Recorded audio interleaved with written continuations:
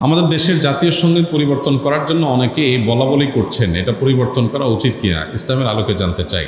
জাতীয় সঙ্গীত পরিবর্তন করার দাবি এবারই শুধু উঠছে তা নয়, এর আগেও বারবার উঠেছে। আপনারা জানেন কেন উঠেছে সেটা নিয়ে তর্ক আছে, বিতর্ক আছে। এটা উঠা উচিত কিনা বা এ সঙ্গীত থাকা উচিত কিনা, বা জাতীয় কোনো গীত, জাতীয় কোনো স্লোগান থাকা উচিত নাকি সেটা পরিবর্তন করা দরকার, সেটা নিয়ে আলোচনা হতে পারে।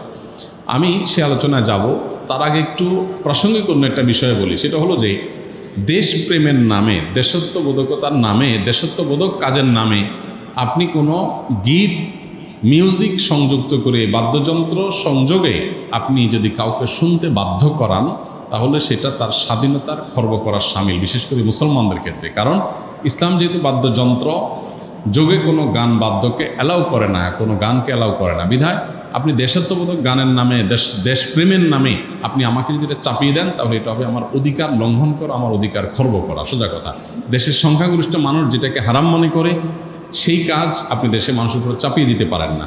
হ্যাঁ, দেশের একটা স্লোগান থাকলো, একটা গীত থাকলো, সেটার কথা বলার ভিতরে যদি আপত্তিকর কোনো কিছু না থাকে, সেটা ভিন্ন বিষয়, অবশ্যই সেটা গ্রহণযোগ্য হতে পারে।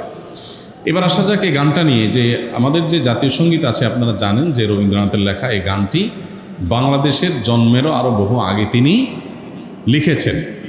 তো এই গীতটা মূলত বাংলাদেশকে কেন্দ্র করে লেখা হয়নি।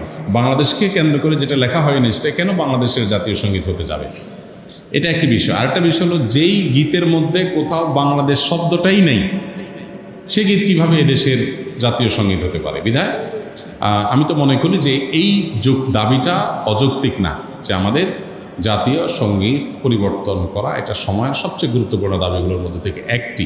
আরেকটা এখানে বিষয় হলো যে আপনারা জানেন যে হিন্দু ধর্মাবলম্বীরা তারা পূজনীয় বা দেবতা তুল্য এরকম কিছু মানুষ বা কোনো ব্যক্তি বা বস্তু থাকে, তাদেরকে তাদের দৃষ্টিতে তারা সেগুলোকে মা বলে সম্বোধন করে।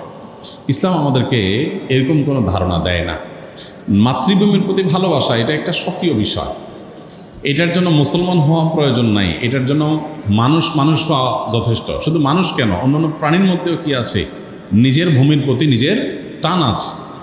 একটা কুকুর, একটা বিড়াল, একটা প্রাণীও দেখবেন যে সেই যে ভূমিতে থাকে, বসবাস করে, বা যে ভূমিতে তার জন্ম বেড়ে ওঠা, সেটার প্রতি তার সহজাত একটা টান আছে। সেখানে মানুষের মধ্যে তো অবশ্যই আছে।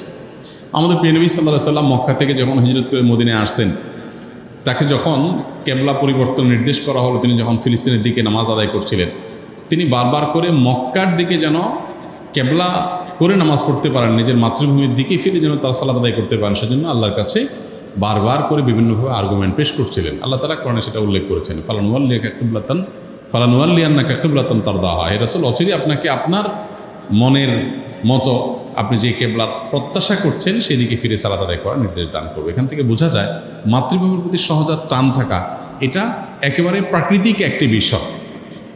বিধায় এটার জন্য কোনো জাল হাদিস বানানোর কোনো প্রয়োজন নাই, যে হব্বুল ওয়াতন মিনাল ঈমান, দেশপ্রেমের অঙ্গ, এরকম কোনো হাদিস নবী সাল্লাল্লাহু আলাইহি ওয়াসাল্লাম বলেন না। নবী সাল্লাল্লাহু আলাইহি ওয়াসাল্লাম নিজেই নিজের মাতৃভূমিতে তার ভালোবাসা ছিল। সো একজন মানুষ হিসেবে আমাদের মধ্যে সেটা থাকবে, দায়িত্বশীলতা থাকবে, সেটাই স্বাভাবিক। আলাদা করে জাল হাদিস বানানোর প্রয়োজন না। যাই হোক, তো মাতৃভূমির প্রতি টান এক জিনিস, আর সেটাকে পূজা করা আরেক জিনিস। ইসলাম আমাকে এটাকে পূজনীয় করতে বলে নাই। বিদায় সংখ্যাগরিষ্ঠ মানুষের বিশ্বাসের সাথে যেমন যায় না, এই গীত বাংলাদেশকে কেন্দ্র করে লেখা হয় নাই, এটা বাংলাকে কেন্দ্র করে লেখা হচ্ছে, যেটা পশ্চিমবঙ্গ পূর্ববঙ্গ মিলায়া। অতএব এই জ্ঞান মূলত এই দেশের জন্য না, যার কারণে এই গীত বা স্লোগান বাংলাদেশের এটা পরিবর্তন হওয়াটাই হলো যৌক্তিক।